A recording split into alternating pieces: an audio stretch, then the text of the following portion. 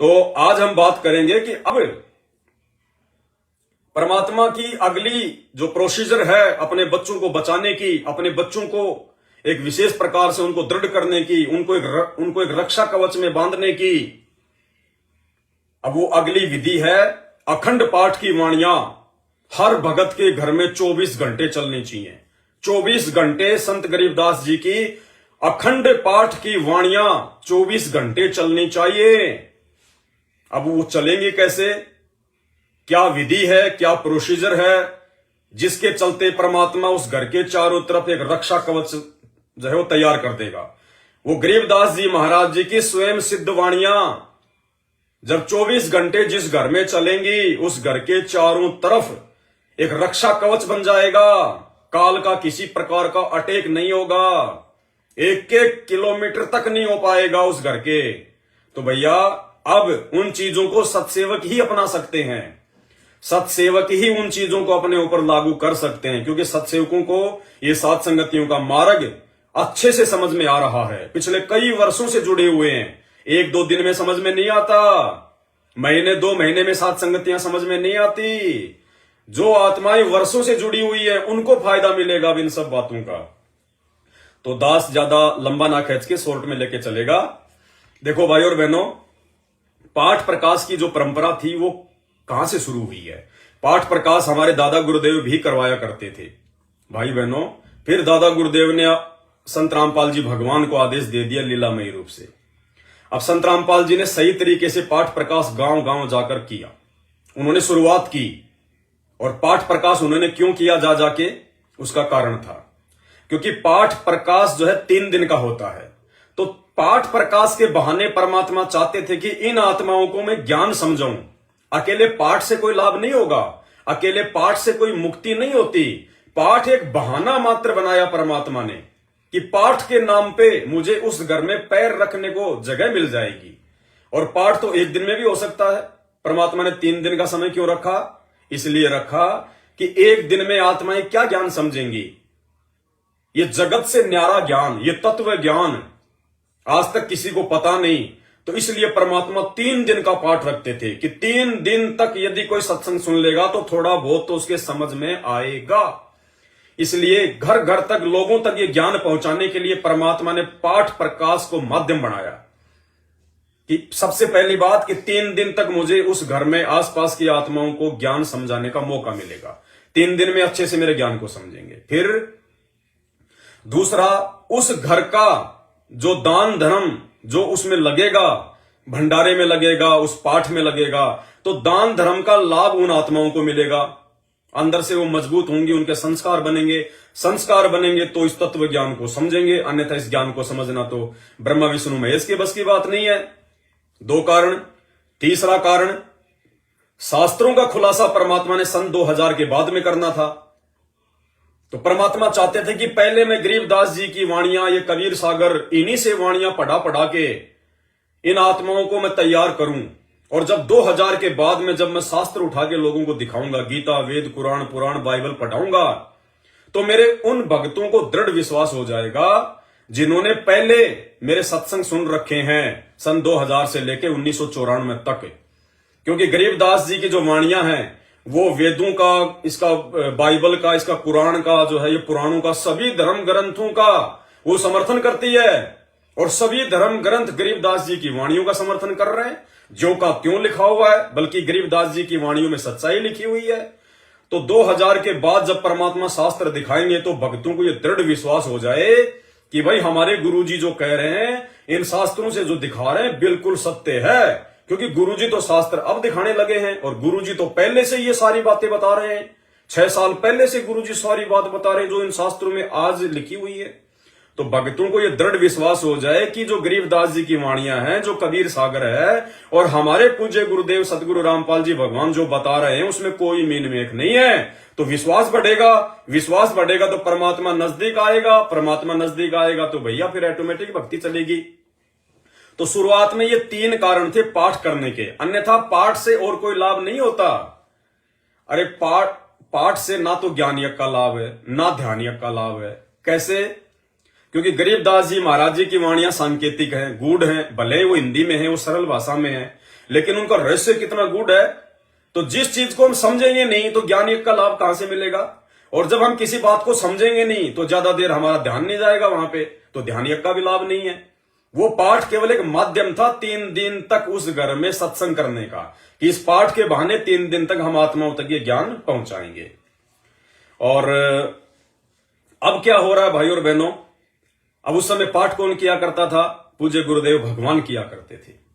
सतगुरु रामपाल जी भगवान स्वयं पाठ किया करते थे, क्योंकि इस पाठ को करने का अधिकारी संत रामपाल जी के अलावा धरती पे कोई दूसरा नहीं है।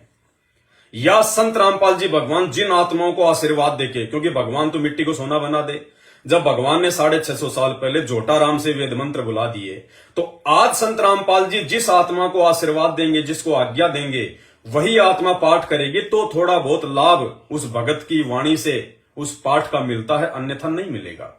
भगत की वाणी से तो बिल्कुल भी नहीं मिलेगा, केवल जो पाठ के जो शब्द हैं, जो वाणियां हैं, उनसे हल्का फुल्का लाभ मिलेगा, अन्यथा संपूर्ण लाभ तो संत रामपाल जी की मुखारविंद से उच्चारित वाणी से ही मिलेगा। अब वर्तमान में इन आश्रमों में जो पाठ किए जा रहे हैं, सतलोक आश्रमों में, अब भाई और बहनों आप सबको पता है कि बरवाला कांड का मुख्य दोषी कौन है? यही सतलोक आश्रम मैनेजमेंट हरियाणा है। 4 दिन पहले दास ने वीडियो बनाया था, आपने अच्छे से देख लिया होगा।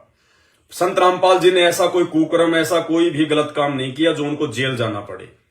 42 बार उनकी चंडीगढ़ हाई कोर्ट की तारीखें मिस करवाई उनके भाई ने, उनके परिवार ने, उस मैनेजमेंट ने, जिसके चलते चंडीगढ़ हाई कोर्ट ने जबरदस्त ये प्रेशर बना दिया हरियाणा सरकार के ऊपर कि संत रामपाल जी को किसी भी हाल में कोर्ट में पेश करो। तो गलती किसकी? संत रामपाल जी को आम व्यक्ति मानकर, आम मनुष्य जानकर, आम संत जानकर उनको कोर्ट की तारीखों से अनभिज्ञ किसने रखा? उनके परिवार ने, इसी मैनेजमेंट ने, जो आज आश्रम खोल के धर्म को धंधा कर रहे हैं। 42 बार संत रामपाल जी का झूठा मेडिकल बीमारी का कोर्ट में कौन देता रहा? क्या संत रामपाल जी तो पूर्ण संत है भाई? क्या गुरुजी झूठ बोलेंगे? क्या गुरुजी कोर्ट में ना जाने के लिए अपना झूठा मेडिकल पेश करवाएंगे कि भक्तों मेरा बीमारी का मेडिकल पेश कर दो? अगर संत रामपाल जी झूठ का सहारा लेंगे तो भक्ति कोई करेगा ही नहीं, क्योंकि उनके शब्दों का असर ही नहीं होगा। तो 42 बार कोर्ट में झूठे मेडिकल दे दे के, झूठ बोल बोल के कोर्ट को उकसाया किसने? न्यायालय को उकसाया किसने? बरवाला कांड करवाने के लिए मजबूर किया किसने? इसी मैनेजमेंट ने, संत रामपाल जी के परिवार ने, उनके भाई ने। कितनी झूठ उन्होंने कांड के समय बोली, दास ने उनके सारे वीडियो दिखा रखे हैं। तो भैया संत रामपाल जी ने उस समय उस मैनेजमेंट को भी जो है निरस्त कर दिया। मीडिया के सामने कहा कि ये राष्ट्रीय समाज सेवा समिति मेरी नहीं है, मैंने कोई गुंडागर्दी नहीं करी, मेरे को तो इन्होंने रोक के रखा हुआ था, मेरे को जो है मतलब जो है बांध के रखा हुआ था। स्पष्ट रूप से कह रहे हैं गुरुजी का वकील भी कह रहा है, एस के नरवाणा, जो कि चंडीगढ़ हाईकोर्ट का वकील है, कि वो तो आश्रम के अंदर जो है बंधक बने हुए थे। अब इतने सबूतों के बाद आपको लगता है? अरे जिनके कारण संत रामपाल जी 8 साल से 9 साल से जेल में बैठे हैं, उन लोगों को संत रामपाल जी पाठ प्रकाश करने का आदेश देंगे? क्या ऐसे मनवश काल प्रेरित घटिया लोगों के द्वारा पाठ करने से भगत समाज को लाभ मिलेगा? क्या ऐसे लोगों के द्वारा, ऐसे कुपात्र लोगों के द्वारा जो गुरु को मानुष मानते हैं, उनके द्वारा पाठ करवाने से क्या आपको वो पाठ का लाभ मिलेगा? क्या वो लोग पाठ करने के अधिकारी है? बिल्कुल नहीं। तो भाई और बहनों, यही कारण है कि साध संगति में 9 साल में किसी की उंगली का नाखून नहीं उतरा, और मैनेजमेंट वाले आए दिन अकाल मौत मर रहे हैं, आए दिन भक्ति छोड़ छोड़ के दूसरे पंथों में जा रहे हैं। क्यों? क्योंकि जब तक आप लोगों की कमाई आपके पास में शेष थी, वो आपको मिल रही थी, आप सोच रहे थे हम तो आश्रमों में पाठ करवा रहे हैं, हम तो आश्रम में जाके सेवा कर रहे हैं, हम तो आश्रमों में सेवा कर रहे हैं, हम तो ज्योतियां करवा रहे हैं, हम इशार की तारीफों पे जा रहे हैं, मैनेजमेंट का हर आदेश मान रहे हैं, जिससे हमें फायदे हो रहे हैं। तो भैया फिर अकाल मौत क्यों मर रहे हो अगर फायदे हो रहे हैं तो? जब तक तुम्हारी बैटरी चल रही थी तब तक तो चल रही थी। उस दान धर्म का कोई लाभ, कोई यूज नहीं था, क्योंकि वो तो कुपात्रों के पास जा रहा था। मटके में छेद था, ऊपर से पैसा डालो, नीचे से निकल रहा था। ऊपर से ज्योति पाठ दान, ज्योति पाठ दान, नीचे से राजनीति में, स्टेडियम बनाने में, कबड्डी की टीम को देने में, रक्तदान में, देहदान में, आरक्षण में, धरने में, गैंगस्टरों की सीबीआई जांच में नीचे छेद हो रखा था। फिर क्यों मर रहे हो आज आए दिन? यही कारण है कि वहां मर्यादा नहीं है, और मर्यादा नहीं है तो ना किसी को पाठ का लाभ मिलेगा। अगर लाभ किसी को मिला है तो संत रामपाल जी के कलियुगी परिवार को मिला है, इन कोऑर्डिनेटरों को मिला है, उन आश्रमों में रहने वाले मुख्य लोगों को मिला है, उनको लाभ मिला है और मिल रहा है, और उस समय तक मिलता रहेगा जब तक उनकी बैटरी चल रही है। जिस दिन संगत की तरह उनकी भी बैटरी डिस्चार्ज हो जाएगी, उनका भी राम नाम सत्य। परमात्मा किसी का सगा नहीं है। राम किसी को मारे नहीं, मारे तो हत्यारा राम अपने आप ही मर जाएंगे कर कर खोटे काम। अब इन आश्रमों में जो व्यक्ति पाठ करवा रहा है, उस व्यक्ति को किस चीज का लाभ मिल रहा है बताइए भाई? जहां पाठ प्रकाश होता है विधिवत, इन आश्रमों में वर्तमान में विधिवत नहीं हो रहा। अरे अगर गुरुजी का आदेश नहीं है और गुरुजी का आशीर्वाद नहीं है, चाहे तुम कितनी विधि से पाठ कर लो, वो काम सफल हो ही नहीं सकता, हो ही नहीं सकता। इनके सत्संगों में गोलियां चलती हैं। मध्य प्रदेश में कौन सी जगह थी, वहां पे वो मीणा जी जो कोऑर्डिनेटर थे, हैं, बजरंग दल वाले सत्संग में आके गोली मार के चले गए कोऑर्डिनेटर को। है, भगवान बैठा था वहां पे, क्यों मरा? भगवान नहीं बचा सकता था? अरे भगवान ने मीरा को बचाया, भगवान ने प्रहलाद को बचाया। आज भगवान अपने कोऑर्डिनेटरों को क्यों नहीं बचा रहा? क्योंकि ये कोऑर्डिनेटर भगवान के नहीं, भगवान के भाई के हैं। इसलिए इनके आश्रमों में गोलियां चलती हैं, मरते हैं, और आए दिन एक्सीडेंट में कोई फांसी खा के मर रहा है, कोई बीमारी से मर रहा है, कोरोना में हजारों मरे। क्यों? क्योंकि गुरुजी का आशीर्वाद नहीं है। करते रहो ड्रामेबाजी, परमात्मा उन चीजों को नहीं देखता। समय आने पर जो आपने किया है उसका परिणाम आपको भोगना पड़ेगा। उस समय पता चलेगा कि आपने क्या भक्ति करी, क्या आपने मर्यादा निभाई। तो गुरुदेव के आदेश के बिना चाहे कितना पाठ करो, कितनी ज्योति करो, कितनी आश्रमों में जा जाके मिट्टी उठाओ, सेवा करो, उसका कोई लाभ नहीं है। अब जहां पाठ प्रकाश होता है वर्तमान में इन आश्रमों में, अब वो हो क्या रहा है? संगत को उसका लाभ क्या मिल रहा है? संगत ने तो दे दिए जाके 21,000 रुपए की, लो जी हमारा पाठ कर दो। आपको लाभ क्या मिला? पहली बात तो वो अधिकारी नहीं है पाठ करने का, उसको गुरुजी का आदेश नहीं है, गुरुजी का आशीर्वाद उन आश्रमों में नहीं है। आपको लाभ क्या? कुछ नहीं। चलो आपने दे दिए, फिर आपको लाभ क्या? जहां पाठ प्रकाश की वाणियां बोली जाएंगी उसी क्षेत्र में लाभ मिलेगा। जिस घर में पाठ प्रकाश होगा उस घर को ही तो लाभ मिलेगा, वाणियों का असर वही तो होगा। तो ना तो आपके घर पे हो रहा वो पाठ प्रकाश, आपने जाके उन फर्जी आश्रमों में 21,000 रुपए दे दिए कि जी हमारा पाठ कर दो। आप पाठ कर रहे हैं क्या? वो ग्रंथ साहिब आप भगत पढ़ रहे हो क्या? नहीं पढ़ रहे ना। और आप यदि पढ़ोगे तो क्या लाभ मिल जाएगा? नहीं। क्यों? क्योंकि आप अधिकारी नहीं है। तो वहां पे कौन पढ़ रहा है? कौन पढ़ रहा है? आप जैसे भगत है वो। कोई अमेरिका के कोई विशेष थोड़ी है, कोई दूसरे कोई ग्रह के कोई एलियन थोड़ी पढ़ते हैं आके। आप और हमारे जैसे भगत ही तो बैठे रहते हैं पाठ पढ़ने वाले। तो आप भी भगत है, वो भी भगत है। तो भगत के मुंह से गरीबदास जी की वाणियों का असर नहीं होगा, आगे आपको गुरु जी के मुख कमल से बताएंगे। तो वाणियों का भी आपको किसी प्रकार का कोई लाभ नहीं हो रहा, ना आपके घर पे पाठ पढ़ा जा रहा जो आपको लाभ हो। जैसे गुरुजी पहले गांव गांव जाके उस भगत के घर पे पाठ पढ़ते थे, तो वाणियों का लाभ उस परिवार को मिलता था। भक्ति का माहौल बनेगा जहां पे पाठ पढ़ा जाएगा। जो अनिष्ट जो शक्तियां होती हैं उनका प्रभाव नहीं होता, काल का उस जगह पे कोई अटैक नहीं होता जहां पे ये पाठ पढ़ा जाता है। तो आपको क्या लाभ मिला इस बात का? आपके घर पे तो पढ़ाया नहीं जा रहा, आप तो जो है वो पढ़ ही नहीं रहे। दूसरा, एक दिन से ज्यादा आपको रुकने नहीं दिया जाता। पाठ होता है 3 दिन और 3 रात का, आपको रुकने दिया जाता है मुश्किल से 1 दिन। तो आपने तो पाठ भी नहीं सुना वहां पे, आपको तो पाठ के सुनने का लाभ भी नहीं मिल रहा।